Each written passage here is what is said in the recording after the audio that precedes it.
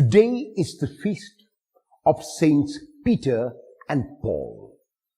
Two different individuals, whose call was quite different.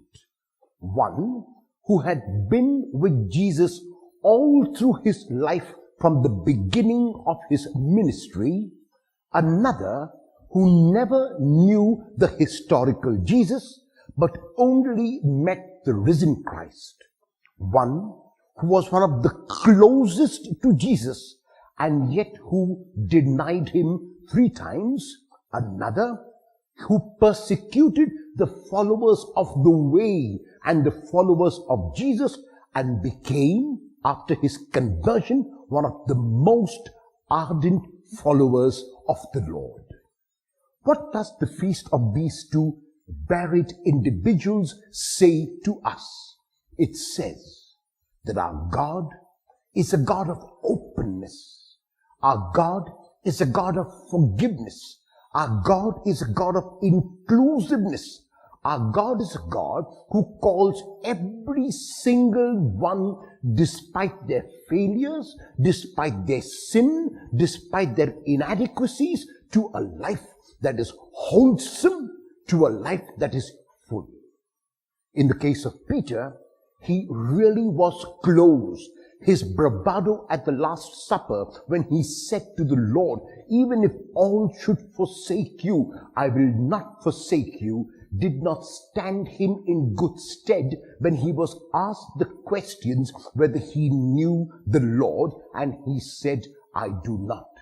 Paul, on the other hand, who had never met the historical Jesus, Paul, on the other hand, who had persecuted the followers of the way, was met by the Lord on the road to Damascus, where he was going to persecute even more Christians, having been thrown down from his horse, according to the Acts of the Apostles, chapter 9 and chapter 22, and a variety of accounts of Paul himself in his letters.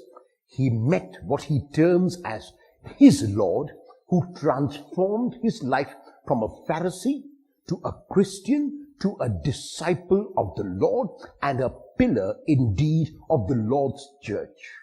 In the Gospel of Matthew, which is the Gospel for the feast, Jesus speaks about Cephas or Peter or Petros being the rock on which Jesus will build his church.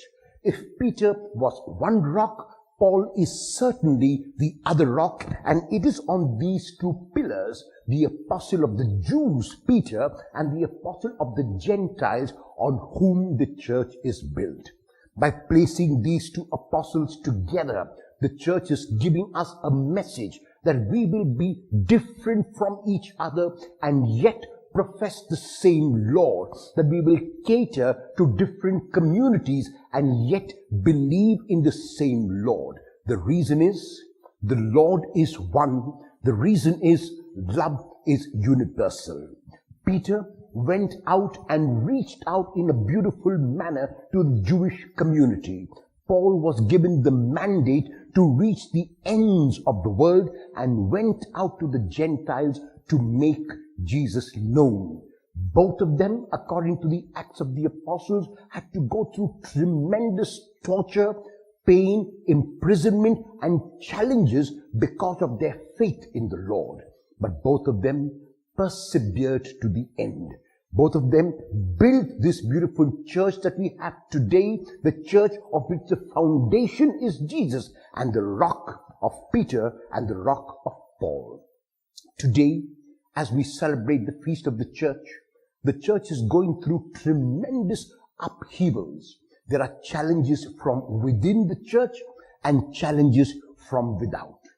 But for 2,000 years, the church has persevered despite tremendous challenges.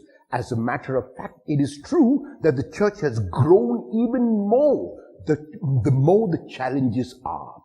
And so we need not be afraid, because our God in Jesus has promised us that we will undergo persecution, we will undergo trials, we will undergo tribulations, and we will have to carry our cross.